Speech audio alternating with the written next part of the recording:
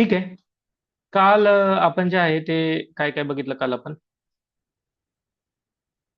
2 minute या साईडला घेतो मी.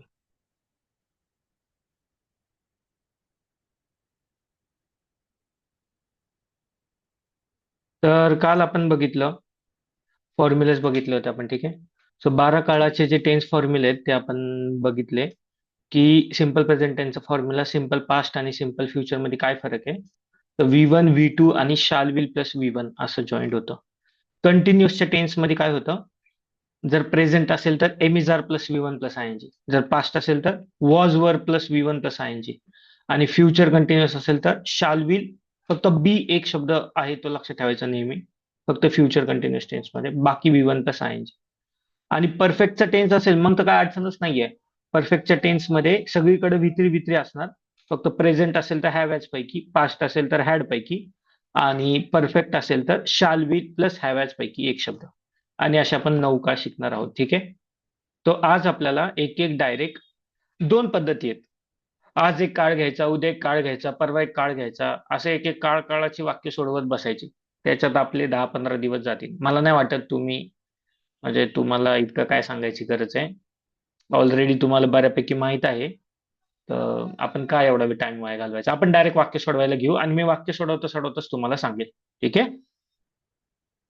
ठीक आहे. मी एकदा फक्त विचारतो, माझा आवाज सगळ्यांना येतोय का? हो. हो. ओके. ठीक आहे. मला नेहमी असं माझं म्हणणं असतं, की काय होतं माहिती का, आपण नेहमी एक एक जे वाक्य सोडवतो किंवा वाक्य इमेजिन करतो इंग्लिशमध्ये, ते आपण दरवेळेस नवीन नवीन फॉर्म्युला किंवा नवीन नवीन पद्धतीने सोडवायचा प्रयत्न करतो. आणि हे बेसिक कारण आहे की लोकांना इंग्लिश पाठ का नाही होत. ठीक आहे ना. म्हणजे त्यांना असं का होतं की त्यांचं थोड्या दिवसांनी ते फॉर्म्युला विसरून जातात, किंवा थोड्या दिवसांनी त्यांना मनात वाक्य येतं मराठी पण ते इंग्लिशमध्ये ट्रान्सफर करता येत नाही. त्याचं त्याचं बेसिक कारण आहे की ते फ्लो नाही लक्षात ठेवत.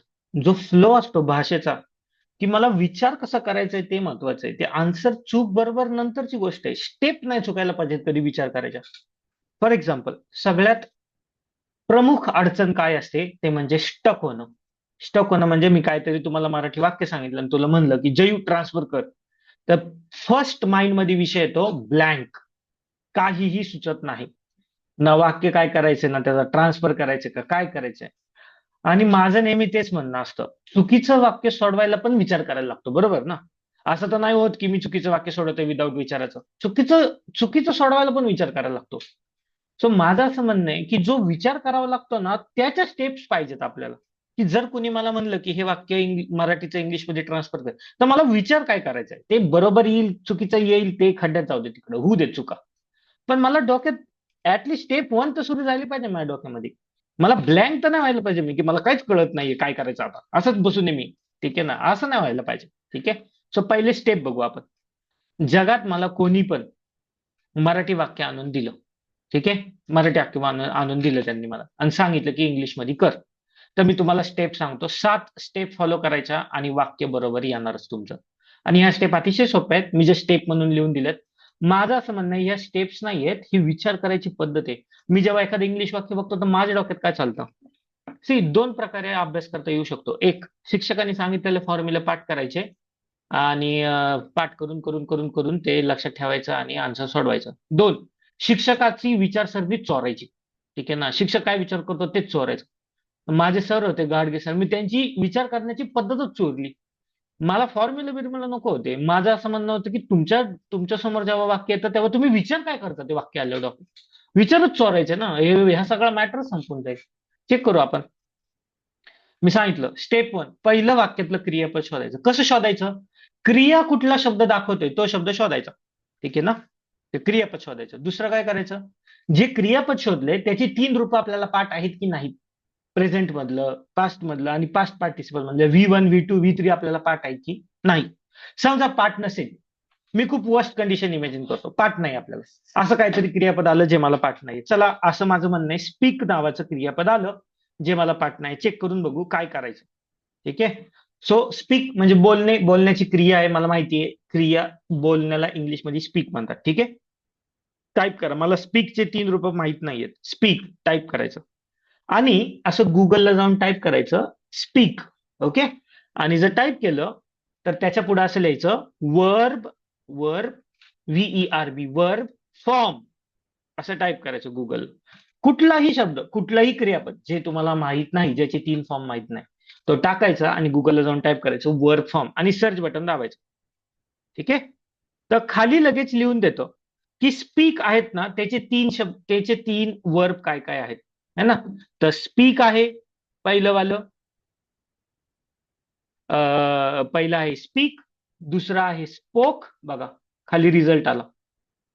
ठीक आहे ना. Speak, spoke, spoken. मी फक्त असं टाकलं. अजून एक ट्राय करून बघू. समजा माझं असं म्हणणं आहे की वॉच शब्दाची मला रूप पाहिजेत, तर शब्द टाकायचा वॉच आणि वर्ब फॉर्म असं टाकायचं. पुढे verb form V1, V2, V3 असं टाईप करायचं आणि खाली लिस्ट लिहून येते की V1 to watch, watched, watched. असं तुम्ही कशाचंही करू शकता, कशाचंही. ठीक आहे ना. जर आपल्याला ऑलरेडी सुविधा आहे तर का आपण आयुष्यात कष्ट करत बसायचं. ठीक आहे ना. हा हा असं सारखं करून करून आपल्याला जर ते लक्षातच राहिलं तर मग काय अडचण नाही. ठीक आहे. पण माझं असं म्हणणं आहे, पहिलं विचार काय करायचं, कुठलंही वाक्य माझ्यासमोर आलं की क्रियापद शोधतो मी. क्रियापद शोधल्यावर क्रियापदाची 3 रूपं मला पाठ आहेत का बघतो. जर नसेल पाठ तर गुगलला जाऊन बघतो, सापडली मला 3 रूपं. मग त्या क्रियापदाला हु ने प्रश्न विचारायचा. Basic rule number 1. सब्जेक्ट भेटला, जो काय सब्जेक्ट आहे तो भेटून जाईल मला. त्या क्रियापदाला व्हॉट ने प्रश्न विचारायचा. ऑब्जेक्ट भेटला. आता माझ्याकडे बेसिक, मी वाक्याचं पोस्टमार्टम केलेलं आहे. मला सब्जेक्ट भेटला, मला ऑब्जेक्ट भेटला, मला क्रियापद भेटलं, त्याची मी 3 रूपं केली. जे जिथं लागल तेवाला बघू, जो काळ आपल्याला गरजेचा आहे वाक्याचा तो. 5वी स्टेप. आता मी काय विचार करणार की वाक्यात क्रिया चालू आहे असा फील येतोय आपल्याला, की वाक्यात क्रिया पूर्ण झाली असा फील येतोय वाक्य वाचून. आपल्याला फील तर येईल ना, आपण पुढे बघूच.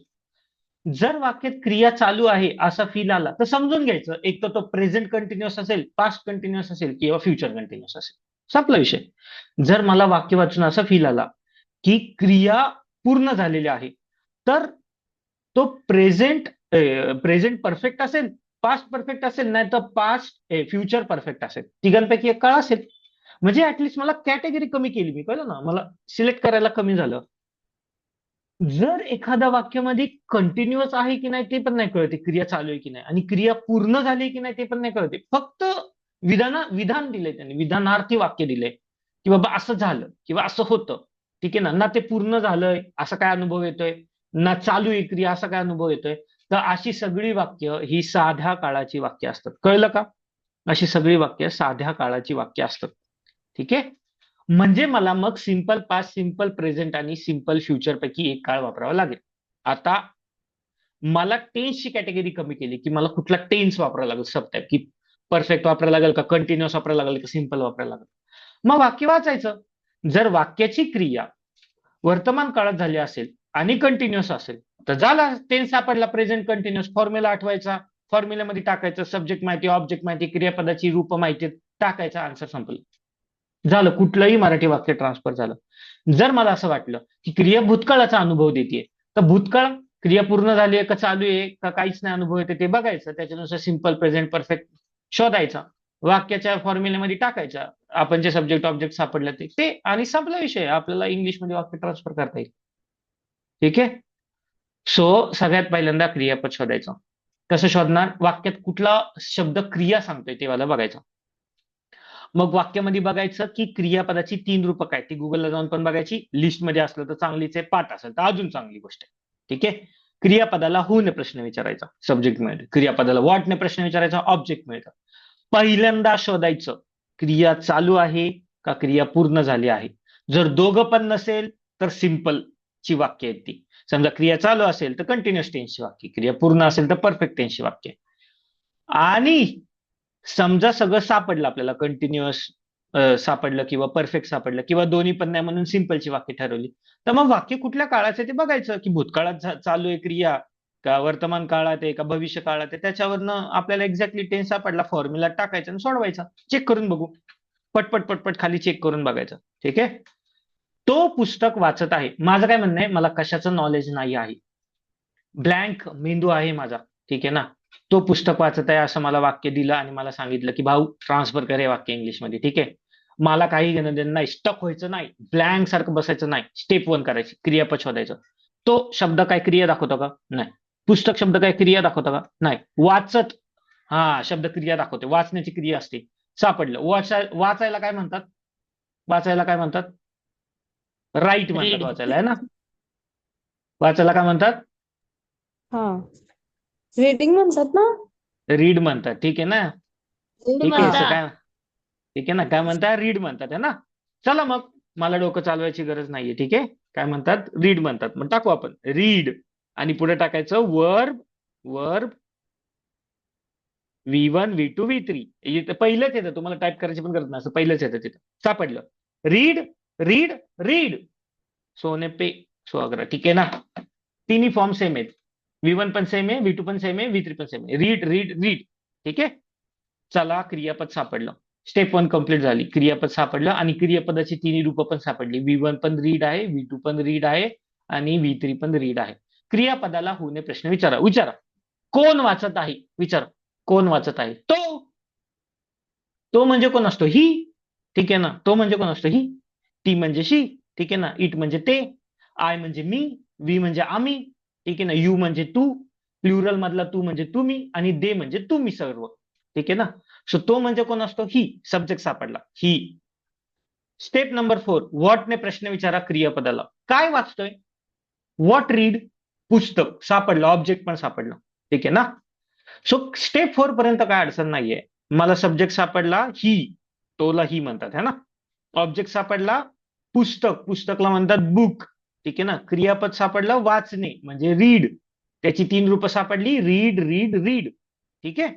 स्टेप 4 पर्यंत कंप्लीट झालं. मी स्टक नाही झालो बघा माझ्या माइंडमध्ये. 5वं वाक्य चेक करायचं. वाक्यात क्रिया चालू आहे, वाक्यात क्रिया पूर्ण झालीये, की हे दोन्ही नाही आहेत, म्हणजे सिंपल आहे. चेक करा मग. तो पुस्तक वाचत आहे. समजा माझ्याकडे हे काहीतरी आहे आणि मी पुस्तक वाचत आहे, तर सांगा मला, क्रिया चालू आहे की नाहीये? चालू. चालू आहे क्रिया, है ना? जर क्रिया चालू आहे, याचा अर्थ कंटिन्युअस टेन्स आहे. चला, कॅटेगरी खूप सोपी झाली आता. म्हणजे कंटिन्युअसचा कॉलम शोधायला सुरुवात करायची आता. कळलं? मग कंटिन्युअसच्या टेन्स मध्ये आता प्रेझेंट का पास्ट का परफेक्ट मधलं वाक्य आहे? मग विचारायचं, तो पुस्तक वाचत आहे. तर आहे म्हणजे चालू क्रिया आहे, आत्ताची क्रिया आहे, वर्तमान काळातली क्रिया आहे, पास्ट मधली क्रिया आहे, का फ्युचर मधली क्रिया आहे? बोला पटपट. प्रेझेंट. वर्तमान काळामधली, है ना? हो. हो, तर कशातली क्रिया आहे? वर्तमान काळातली क्रिया. ठीक आहे, झालं मग. वर्तमान काळातला कंटिन्युअस टेन्स वापरायचा आहे, म्हणजे प्रेझेंट कंटिन्युअस टेन्स वापरायचा आहे. आणि मला फॉर्म्युला माहिती आहे. का माहिती आहे? पाठ करायचे ते. Subject plus am is are plus V1 plus ING plus object plus other part. हा फॉर्म्युला आहे ना प्रेझेंट कंटिन्युअस टेन्सचा. टाकायला सुरुवात करू मग. सब्जेक्टला म्हणायचं ही प्लस एम इज आर पैकी काय लागतं रे हिच्या समोर? हिच्या इज. समोर काय? इज लागतं. काय लागतं? इज. आपण बघितलं, ही शीटच्या पुढे इज लागतं, आयच्या समोर एम लागतं, यू आणि देच्या समोर आर लागतं. कळलं? हे आपलं बेसिक विसरायचं नाही. हिच्या समोर काय लागतं? इज. V1 काय आहे? रीड. रीड, आणि त्याला ING लावायचे, रीडिंग. ठीक आहे. ऑब्जेक्ट काय आहे? पुस्तक म्हणजे बुक. ठीक आहे, ऑदर पार्ट नाहीच आहे काय, है ना? संपलं वाक्य. फक्त प्लस प्लस खोडून टाकायचे. ठीक आहे ना? He is reading book. Bro, आपलं सेंटेन्स तयार झालेलं आहे. ठीक आहे. आता मला सांगा, जर एक पुस्तक वाचत असेल तर एक म्हणायला इंग्लिशमध्ये शब्द वापरतात अ बुक. काय वापरतात? A book. अ म्हणजे एक, है ना? आणि खूप सारी पुस्तक वाचत असेल एकाच टायमाला तर, रोबोट असेल तर बुक्स म्हणायचं. He is reading books. ठीक आहे. काय अडचण आहे का समजायला? नो. नाही. झालं, एक वाक्य तयार झालं. कळलं आता? नेक्स्ट नेक्स्ट बघू. आम्ही सँडविच खात आहे. आता सँडविच शब्द, आता मराठीत सँडविचला काय म्हणतात मला नाही माहिती. आज सगळं ते मिक्सच बोलतो आपण. ठीक आहे ना? आता आम्ही सँडविच खात आहे, हे वाक्य पण आपल्याला बघायचं आहे. आता आम्ही, पहिल्यांदा तर क्रिया कुठला शब्द दाखवते? आम्ही शब्द क्रिया दाखवतो का? नाही. सँडविच शब्द क्रिया दाखवतो का? नाही. खात आहे हा शब्द खाणे क्रिया दाखवतात ते. चला वर क्रियापद सापडलं. स्टेप 1 क्रियापद सापडलं. खाण्याला काय म्हणतात? ईट है ना. ईट. ईटची 3 रूपं काय येतात? ठीक आहे ना. ईटची Eat, रूपं काय ate, येतात? eaten. ठीक आहे, चेक करून बघू. मला पाठ आहेत, पण मी तुम्हाला सांगतोय की मेंदूला सवय कशी लावायची. ठीक आहे ना. ईट चे 3 ईट V1 V2 V3 टाकायचं असं. ईट आपण V1 पहिल्या V2 दिवशी V3. पाहिलं होतं ना. हा, ठीक आहे. तर येतं ईट, एट, एट म्हणायचं. ईट, एट, इटन. 3 फॉर्म सापडले. जय भवानी. ठीक आहे ना. ईट, एट, इटन. क्रियापदाची 3 रूपं सापडली. मग क्रियापद जे आहे ते शोधा. क्रियापद जे आहे काय? खात, खाणे. विचार प्रश्न, कोण खातंय? आम्ही. आम्हीला काय म्हणतात? वी. ठीक आहे ना. इंग्लिशमध्ये आम्हीला वी म्हणतात. चला आपल्याला सब्जेक्ट पण सापडला. काय खात आहे? सँडविच सापडलं. सँडविच आपल्याला ऑब्जेक्ट सापडलं. कळलं? आता चेक करा 5वी स्टेप. वाक्यात क्रिया चालू आहे का पूर्ण झालीये? का ह्या दोन्ही पण नाहीयेत म्हणजे सिंपल आहे? चेक करू. आम्ही सँडविच खात आहे. खाण्याची क्रिया चालू आहे. याचा अर्थ कंटिन्युअस वाक्य आहे हे पण. छान, आपल्याला कॅटेगरी सापडली कंटिन्युअसची. आता लास्ट वाला क्वेश्चन, स्टेप नंबर 7, की ही वर्तमान काळात ते चालू क्रिया भूतकाळात आहे का फ्युचर मध्ये आहे? तर वर्तमान काळात चालू आहे. आता खाते ना, खात आहे, चालू आहे क्रिया. सापडलं. प्रेझेंट कंटिन्युअसचा फॉर्म्युला टाकायचा. वरचाच formula. Subject plus am is are plus V1 plus ING plus object plus other part. ठीक आहे. चेक करू मग आपण. आम्हीला म्हणायचं असतं वी. ठीक आहे. प्लस. ठीक आहे ना. त्याच्यानंतर काय वापरायचं? एमिजार पैकी एक शब्द काय वापरणार? आयच्या समोर तर एम वापरतात. ही शीटच्या पुढे तीच वापरतात. आर. We are. ठीक आहे ना. ईट V1. ईट V1. त्याला काय लावायचंय? ING. इटिंग. ठीक आहे ना. ऑब्जेक्ट काय? सँडविच. ठीक आहे. संपलं वाक्य. We are eating sandwich. झालं इंग्लिशमध्ये वाक्य. मी मुद्दामून हे हळूहळू सांगतोय, म्हणजे एक एक गोष्ट उघडून उघडून सांगतोय. मे बी तुम्हाला माहित पण असेल, पण मी तुम्हाला नेहमी सांगतोय ना. व्यक्तीला एक त्याला थोडी थोडी वाक्य येत असतात आणि त्याला खूप भारी फील होतं की अरे मला वाक्य येतात ते वगैरे असं तसं. पण मग ते स्टेप्स विसरतात आणि कधी कधी खरं खरं अवघड वाक्य येतात ना, मग तेव्हा त्यांच्या डोक्यामध्ये तो वाला स्टेप्स येत नाहीत आणि मग सगळी वाक्य चुकतात. अशी ब्लँक सारखे बसतात सगळे. त्यांच्या मराठीत वाक्यच असतं त्यांच्या मनामध्ये, पण त्यांना ते ट्रान्सफर करता येत नाही. कळलं? नाव नेक्स्ट वाक्य. जरा डिफिकल्टी लेवल वाढवली. मी जसे जसे खाली सेंटेन्स टाकले तसं तसं डिफिकल्टी लेवल वाढवली. मी अभ्यास केलेला आहे. ठीक आहे ना. चेक करून बघू. याच्यामध्ये अशी कुठली क्रिया दाखवते? आधी क्रियापद शोधू. मी नाही. अभ्यास शब्द काय क्रिया दाखवतो? नाही. केलेला आहे. हा, करणे. करणे ही क्रिया आहे. सापडला. करण्याला काय म्हणतात? करण्याला म्हणतात डू. काय म्हणतात? डू. DO. तुम्हाला कुठं पाठ करायचं? हे क्रियापद आपल्याला पाठ करण्याशिवाय पर्याय नाही. असं तर आयुष्यात कधी काय जमायचं नाही आपल्याला. ठीक आहे. सो डू म्हणजे करणे. मग डू ची 3 रूपं फाईन करून घेऊ आपण आपल्या नियमानुसार. डू टाकायचं आणि पुढे टाकायचं V1 V2 V3. आलं.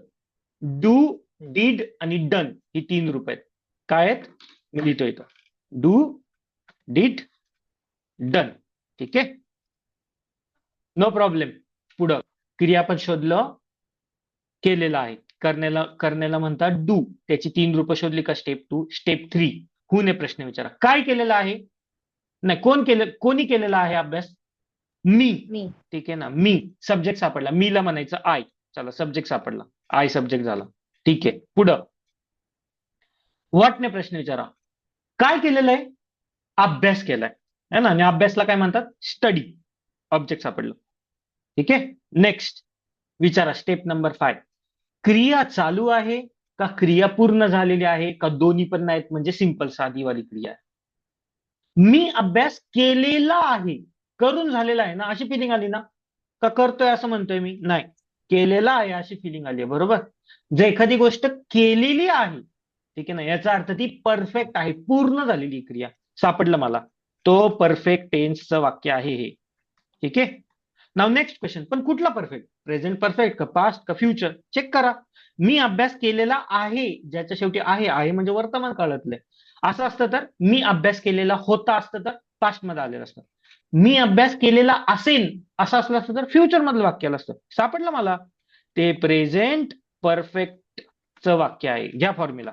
काय फॉर्म्युला? सब्जेक्ट. ठीक आहे ना. सब्जेक्ट प्लस काय वापरायचं असतं? हॅव हॅज पैकी एक शब्द प्लस V3 वापरायचं असतं परफेक्ट मध्ये plus object plus other part. ठीक आहे. आता चेक करा, सब्जेक्ट काय सापडला आपल्याला, आय है ना. आयच्या पुढे हॅव लावतात का हॅज लावतात, हॅव. फक्त ही शीटच्या पुढेच हॅज लावतात, कळलं. I have. V3 काय रे, डू डीड डन मध्ये V3 काय, डन. कळलं ना. डू V1 आहे, डीड V2 आहे, डन V3 आहे, डन. ठीक आहे ना. आणि ऑब्जेक्ट पण सापडलं, study. I have done study. कळलं का. तर हे वाक्य हो. ग्रामॅटिकली बरोबर आहे. हे वाक्य ग्रामॅटिकली बरोबर आहे. अजून एक पद्धतीने आपल्याला हे वाक्य सोडवता येऊ शकतं. ठीक आहे ना. अजून एक पद्धतीने वाक्य सोडवता येऊ शकतं आपल्याला. स्टडी हे स्वतः पण एक क्रियापद आहे. स्टडी नावाचं एक क्रियापद आहे. तर स्टडीचे 3 फॉर्म येतात, स्टडी, स्टडीड, स्टडीड. ठीक आहे ना. सो आय हॅव स्टडीड असं सुद्धा हे वाक्य होऊ शकतं. ठीक आहे. तुम्ही म्हणणार हा काय प्रकार आहे भाई, मध्ये मध्ये तू असं डायरेक्ट नियम सोडून का बोलतो. ते काय आहे, आता मला काय ब्रिटिशांना हाणता येत नाहीये. ठीक आहे. ते लय लांब राहतात. ठीक आहे. पण ते असं प्रॉब्लेमॅटिक आहेत काही गोष्टी. ठीक आहे. स्टडी स्वतः पण क्रियापद आहे आणि डन करणे पण क्रियापद आहे. मग आता काय वापरायचं, करणे वापरायचं का स्टडी वापरायचं. Grammatically I have done study हे योग्य वाक्य आहे. पण बोलताना इतकं काय आय हॅव डन बिन कोण काय बोलत नाही. तर बोलताना असं म्हणतात, येस आय हॅव स्टडीड. कळलं तुम्हाला. बिकॉज लोकांना शॉर्टकट मध्ये बोलायला आवडतं आणि लॉंग टर्म मध्ये लिहायला आवडतं. तर असं ते बोलीभाषेतले थोडे प्रश्न पडतात. जसं जयू उठ जागेवरनं, तर असं कोण एवढं बोलत नाही, जयश्री जागेवरून उठ असं कोण नाही बोलत. जयू उठ असं म्हणतात ना. तर तसं बोलताना थोडे शब्द कमी करतात, लिहिताना थोडे व्यवस्थित लिहितात लोक. ठीक आहे. काय अडचण. सो मी अभ्यास केलेला आहे, माझ्या डोक्यात काय काय फिरलं, करणे म्हणजे डू, डूची 3 रूपं डू, डीड, डन. ठीक आहे. नंतर हूने प्रश्न विचारल्यावर मी भेटलं, सब्जेक्ट भेटला. व्हॉटने प्रश्न विचारल्यावर ऑब्जेक्ट भेटलं, अभ्यास. आणि क्रिया पूर्ण झालेली आहे असं म्हणून परफेक्ट, आणि ती वर्तमान काळात पूर्ण झाली मग प्रेझेंट परफेक्ट. आणि फॉर्म्युला टाकलं तर आन्सर आलं, आय हॅव डन स्टडी. ठीक आहे. हे वाक्य पण बरोबर आहे. ते फॉन्ट खराब झालं आता ते मराठी वाक्यामुळे. ठीक आहे. नेक्स्ट वाक्य, एक एक वाक्य सोडवा आता. ते उद्या मूवी बघायला जाणार आहे. मूवी म्हणजे चित्रपट, पण आता एवढं मराठी लिहायला काय टाइम नाही देतो. ठीक आहे. सो ते उद्या मूवी बघायला जातील.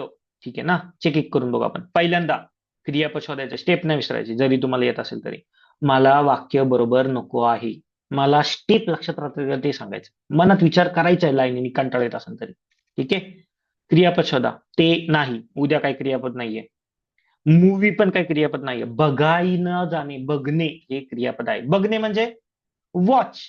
ठीक आहे ना. बघणे म्हणजे वॉच. ठीक आहे ना.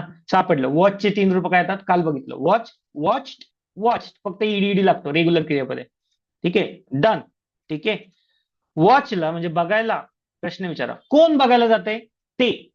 तेला काय म्हणतात, दे. काय म्हणतात, दे. तर दे आला सब्जेक्ट. ठीक आहे. काय बघायला जातात ते, मूवी. ऑब्जेक्ट सापडलं. ठीक आहे ना. कुठं गेलं, मूवी सापडलं ऑब्जेक्ट. ठीक आहे. चला मग चेक करून बघा. क्रिया चालू आहे, क्रिया पूर्ण झालेली आहे का, असं काय फिलिंग नाही येते की पूर्ण पण नाही झाली आणि चालू पण नाहीये. ठीक आहे. तर चेक करू आपण. ते उद्या मूवी बघायला जातील, म्हणजे मूवी बघून झालेली असेल का त्यांची, नाही. ठीक आहे ना. ते उद्या मूवी बघायला जात असतील, जाण्याची क्रिया चालू आहे असं म्हणलेलं का वाक्य, नाही, ते पण नाहीये. ठीक आहे ना. जेव्हा एखाद्या वाक्यामध्ये कंटिन्युअसची फिलिंग येत नाही, परफेक्टची फिलिंग येत नाही, लक्षात ठेवायचं ती वाक्य सिंपल टेन्सचे असतात. मग कदाचित सिंपल प्रेझेंट असेल, पास्ट असेल किंवा सिंपल फ्युचर पण असू शकतं. ते 7व्या स्टेपला, ते नंतर चेक करायचं आपण. तर सिंपलचं वाक्य आहे हे कसं कन्फर्म केलं आपण, मी तुम्हाला म्हटलं होतं, तुम्हाला आयुष्यात कोणच एवढं इंग्लिश शिकताना त्रास देणार नाही जेवढे सिंपलचे टेन्सेस देतील. कंटिन्युअसची वाक्य आणि परफेक्टची वाक्य शोधणं खूप सोपं आहे, पण सिंपलची वाक्य शोधणं खूप अवघड आहे. ऍक्च्युली पहिल्यांदा शिक्षक शिकवतात simple present tense, simple past tense, simple future tense. माझं वैयक्तिक असं मत आहे की सिंपलची वाक्य ना सगळ्यात लास्ट शिकवायला पाहिजे. कसं, बिकॉज मला सॉर्ट आउट कसं होणार मी, मला आधी हे चेक करायला लागेल की हे वाक्य परफेक्टचं नाहीये, कट करा. मग मला हे चेक करायला लागेल की हे वाक्य कंटिन्युअसचं पण नाहीये, कट करा. मग फायनली माझ्याकडे मनामध्ये प्रश्न यायला पाहिजे की हे वाक्य सिंपलचं तर नसेल ना. मग ते सिम्पलचं वाक्य असेल. तर क्रॉस चेक करून सिम्पलचे वाक्य शोधायचे. कळलं? चेक करून बघू मग आपण की हे सिम्पलचं वाक्य आहे, ठीक आहे ना. मग आता चेक करा, वर्तमान काळातलं वाक्य आहे, पास्ट मधलं का फ्युचर मधलं? तर फ्युचर मधलं वाक्य आहे. कसं? ते जातील म्हटलंय ना, उद्या जाणार आहेत आणि ते उद्या. उद्याचा शब्द खरं खरं फ्युचरच दाखवते. ते उद्या मूवी बघायला जातील, ठीक आहे ना. तर उद्या इट्स लाईक फ्युचर. मग कुठला टेन्स आला? Simple future tense. कळलं? बोला formula. Subject plus shall will पैकी एक शब्द, ठीक आहे ना, प्लस V1 प्लस ऑब्जेक्ट. कळलं? सो टाका मग. सब्जेक्ट काय आहे? दे. देच्या समोर काय लावायचं असतं? विल. शाल नसतं लावायचं. कळलं ना? आयच्या पुढे आय आणि वीच्या पुढे शाल लावायचं असतं. बाकी सगळ्यांच्या पुढे काय लावायचं असतं? विल लावायचं असतं. सो दे विल, है ना. V1 काय आहे? V1 काय? V1 watch. They will watch, ठीक आहे ना. मूवी ऑब्जेक्ट लिहिलं आपण, है ना. काय पाहतोय? मूवी पाहतोय. ऑब्जेक्ट कधी? उद्या. उद्या काय आहे? ऑदर पार्ट आहे. कळलं ना? बिकॉज तो कशातच बसत नाही. तर उद्या शब्द काय? ऑदर पार्ट आहे, है ना. So tomorrow. कळलं? टुमारो, ठीक आहे. सो कसं येणार वाक्य? तुम्ही टुमारो आधी पण लिहू शकता, नंतर पण लिहू शकता, है ना. Tomorrow they will watch movie, हे पण वाक्य बरोबर आहे. They will watch movie tomorrow. कळलं? वाक्य जमलं का सगळ्यांना? हो. हो. ओके. सगळ्यांना कळतंय? सोपं आहे की नाही? तो स्टेप लक्षात ठेवायच्यात. कळलं? स्टेप लक्षात ठेवायच्या. मला आन्सर बरोबर येण्याशी घेणं देणं नाहीये. ते कदाचित येऊन पण जाईल का? बिकॉज आता वाक्य सोपी सोपी आहेत ना, म्हणून. पुढे पुढे एवढी पॅराग्राफ सारखी मोठी मोठी वाक्य असतात. मग कुठं तुम्ही शोधत बसणार? तेव्हा मग ह्या स्टेप लक्षात राहणं गरजेचं आहे. म्हणून एवढा आटापिटा. नाही तर काय, वाक्य मराठी ट्रान्सफर करणं काय अवघड नाही. मी तुम्हाला आता पॅसेज लिहून देऊ शकतो आणि मग तुम्ही पटापट पटापट ट्रान्सफर करणार. मग तुम्ही खुश होणार आणि मग तुम्ही 1 महिन्याने मला म्हणणार की अरे सगळं करून पण इंग्लिशमध्ये बोलता येत नाही. येणारच नाही. बिकॉज तुम्ही एका लिमिटच्या पुढं तुम्हाला तुमच्या ब्रेनला कम्फर्ट झोनच्या बाहेरच टाकलं नाही तुम्ही. ठीक आहे ना. तुम्ही स्टेप्स नाही लक्षात ठेवत आहे, तुम्ही मेथड नाही फॉलो करत आहे. ठीक आहे. चेक करून बघा. मी म्हणलं ना डिफिकल्टी लेवल वाढवली. चला डिफिकल्टी लेवल वाढवतो. 3 अक्षराचं वाक्य कसं त्रास देईल तुम्हाला बघा आता. मी पेपर वाचला. ठीक आहे ना. मी क्रिया दाखवत नाहीये. पेपर क्रिया दाखवत नाहीये. वाचणे रीड क्रिया दाखवते. चला क्रियापद सापडलं रीड. ठीक आहे. क्रियापद सापडलं रीड. ठीक आहे. रीडचे 3 V1 V2 V3 same same. Read read read. जय भवानी. Step 2 is complete. हुनी प्रश्न विचारायचा आता. ठीक आहे. कोणी वाचलं पेपर? मी. सब्जेक्ट सापडला. Subject I. ठीक आहे ना. काय वाचला? पेपर. ऑब्जेक्ट सापडला. पेपर. डन. काय अडचण नाही. हा अभी तो मजा आएगा फिर. ठीक आहे ना. मी पेपर वाचला. क्रिया चालू आहे का? मी पेपर वाचला. नाही, क्रिया चालू नाहीये. मी पेपर वाचत आहे असं असतं तर क्रिया चालू झाली नाही. चालू बिलू नाहीये. नाही आहे ना. कंटिन्युअस नाहीये. कंटिन्युअस नाहीये. पेपर वाचून झालाय का? हा आता ह्याला म्हणायचं डिफिकल्टी लेवल विचार करायची. बघा असं कुठं फिलिंग येत नाहीये की मी पूर्ण पेपर वाचला आहे. कदाचित अर्ध पान वाचलं असेल, कदाचित 4 शब्द वाचलेत, कदाचित 3 पानं वाचलीत. पूर्ण 9 पानाचा पेपर सगळा वाचून झालाय माझा. असं काय कम्प्लिसिटली त्यांनी मला लिहून दिलेलं नाहीये की माझी फिलिंग पूर्ण झाली वाचण्याची. कळतंय ना? माझं म्हणणं कळतंय सगळ्यांना की ऍक्च्युली असं आहे की पूर्ण फिलिंग येत नाहीये मला की पूर्ण वाचून झालंय. जेव्हा त्यांनी स्वतःहून वाक्याने असं आपल्याला फिलिंग देत नसेल तो की ही क्रिया पूर्ण आहे, तेव्हा अशा टायमाला समजून घ्यायचं जर तो कंटिन्युअस नाही, जर तो परफेक्ट नाहीये, तर तो कशाचं वाक्य आहे ते? तर ते वाक्य आहे सिम्पलचं. कळलं का? काय अडचण येते का? नाही. कळलं? नाही. ठीक आहे. मग सिम्पलचं वाक्य चेक करा आता. मग सिम्पल पास्ट आहे का सिम्पल प्रेझेंट आहे का सिम्पल फ्युचर आहे? मी तर मला तर छोट्या छोट्या गोष्टी करायला आवडतात. पहिलं तर काय नाहीये ते फाइंड करायचं. फ्युचरचं तर वाक्य 100% नाहीये. नाही तर असेल शब्द असला असता. मी पेपर वाचला असेल. तर फ्युचर तर नाहीये. आता भांडणं 2 जणांमध्ये आहे.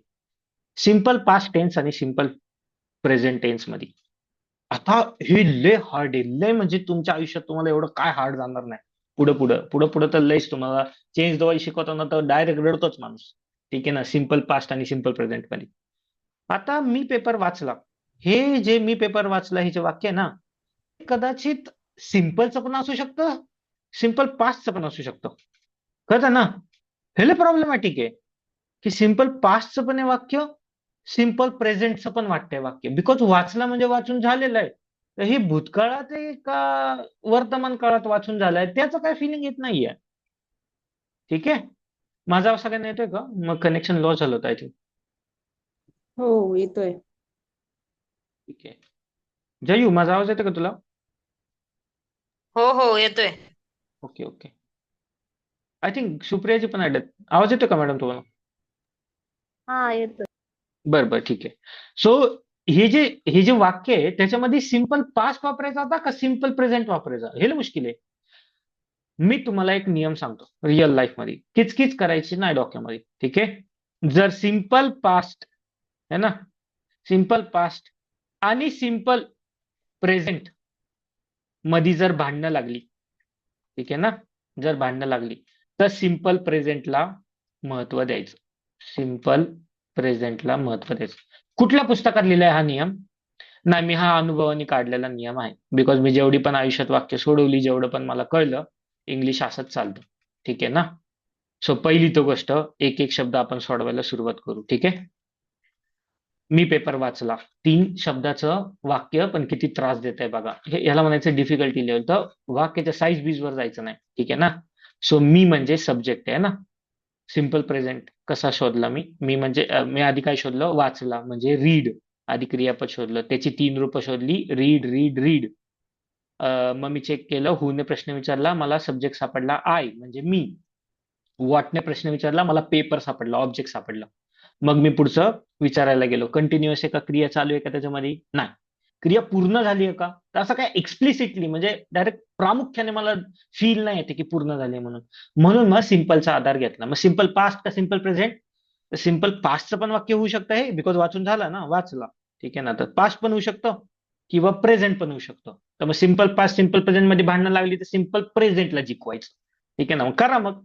सब्जेक्ट प्लस V1 प्लस ऑब्जेक्ट, हा सिम्पल प्रेझेंट टेन्सचा फॉर्म्युला आहे. फॉर्म्युला पण सोपा आहे, सगळं सोपं आहे, फक्त विचार करणं अवघड. जर स्टेप फॉलो नाही केला तर मी 100% गॅरंटी देतो हे वाक्य चुकणार म्हणजे चुकणार. शक्यच नाही, डिफिकल्ट वाक्य. ठीक आहे ना. सो सब्जेक्ट काय येतोय? आय. ठीक आहे ना. V1 काय येतोय? रीड है ना, आणि ऑब्जेक्ट काय येतोय? पेपर. इतकं सोपं वाक्य आहे जे तुम्ही 50 वेळा आयुष्यात ऐकलं असेल. मी तुम्हाला तेच म्हटलं, मला आन्सर बरोबर येण्याशी महत्व नाहीये, पण हा जो विचार केला ना तुम्ही बॅकग्राऊंडला, की तुम्ही क्रियापद शोधलं, रूप शोधली, सब्जेक्ट शोधला, ऑब्जेक्ट शोधला, त्याचं पोस्टमार्टम केलं, मग मनाला सवय लावली की विचार कर की हे कंटिन्युअसचं वाक्य आहे का, का पूर्ण झालंय तर परफेक्टचं वाक्य आहे का, आणि जर नसेल होत या दोन्ही पण, तर मग सिम्पलचं वाक्य. मग विचार कर की सिम्पल पास्टचं फॉर्म्युला वापरू, असं पण तर वाक्य होऊ शकतं ना. I read paper, because V2 पण तर रीडच आहे ना, V2 पण रीडच आहे, असं पण वाक्य होऊ शकतं. तर कोणीही क्रॉस चेक पण करू शकत नाही हे वाक्य. याला म्हणायचं सटल वाक्य. ही जी वाक्य असतात त्यांना सटल वाक्य म्हणतात. सटल म्हणजे एकदम नाजूकसा फरक असतो. ठीक आहे, एकदम नाजूकसा फरक, तुम्हाला कळत पण नाही, असं वाटतं की अरे या वाक्यांमध्ये काय विशेष नाहीये, आणि ती तुम्हाला अशी त्रास देतात ती वाक्य. ठीक आहे, आय थिंक मीटिंग संपायला आली आहे, 4-5 मिनिटं राहिली आहे. 2 मिनिटं बघून घेऊ. ती कार चालवत आहे, ती कार चालवत होती. ठीक आहे ना. मग चालवत होती, चालवणे क्रिया आहे, क्रियापद, चालवण्याला काय म्हणतात? ड्राईव्ह. ठीक आहे ना, ड्राईव्ह. ठीक आहे, ड्राईव्हचे 3 फॉर्म काय आहेत शोधून घ्या तुम्ही, है ना. ड्राईव्ह, ड्रोव, ड्रिव्हन, 3 फॉर्म आहेत. ठीक आहे ना. सापडले 3 फॉर्म. हुनी प्रश्न विचारला, कोण चालवतंय? ती.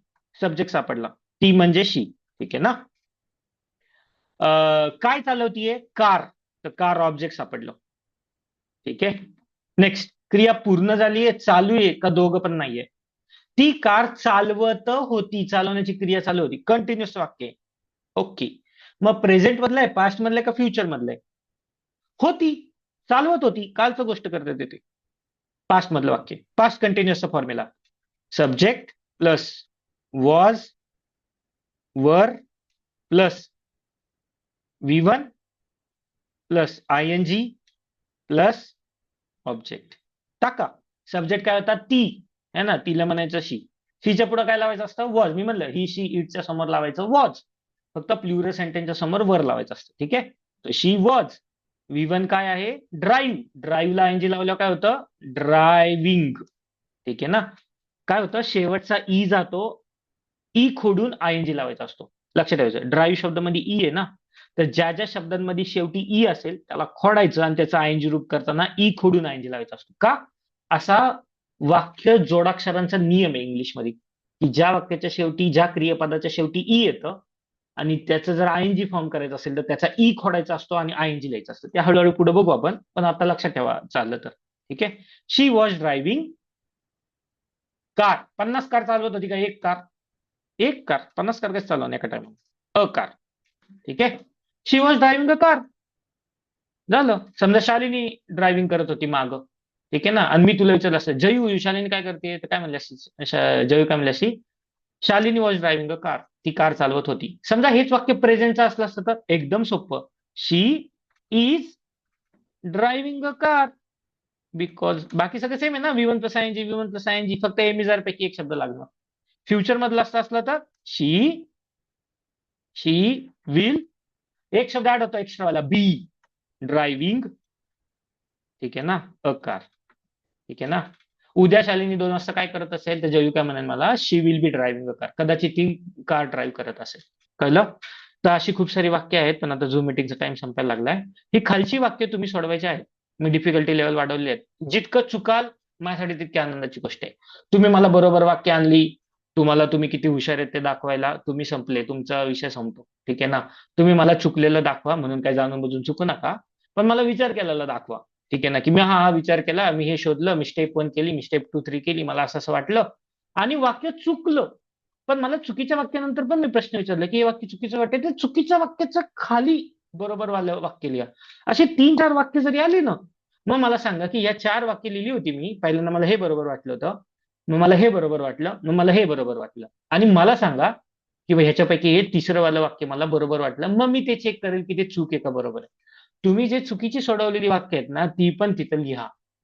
म्हणजे मला कळेल की तुमच्या मेंदूमध्ये आडलं कुठं होतं. आणि जर एकदा आपल्याला तो धागा सापडला तुमच्या मेंदूचा, की तुमचा मेंदू कुठं अडकतो, तर आपल्याला इंग्लिशमध्ये बोलायला काही अडचण येणार नाही. कळलं? सो आजच्यासाठी लेक्चर बाद झालं. ओके. सो आवाज येतोय सगळ्यांना माझा? हो. सो मी तुम्हाला हो. खूप सारी वाक्य सोडवायला देणार आहेत. ती घरी वहीमध्ये सोडवायची आहेत. मला ग्रुपला मेसेज टाकायचा आणि हे सगळं पाठ करायचं आहे. स्टेप 1, स्टेप 2, स्टेप 3 पाठ पाहिजेत मला या. ठीक आहे ना. या स्टेप असं मी म्हणलं तर. आणि फॉर्म्युले पाठ करायचे आहेत. कसे? मी एक ग्रुपला फोटो टाकेल, तसंच्या तसं मला पाठ झालेला पाहिजे. Okay. Okay. Lecture is finished. Bye bye.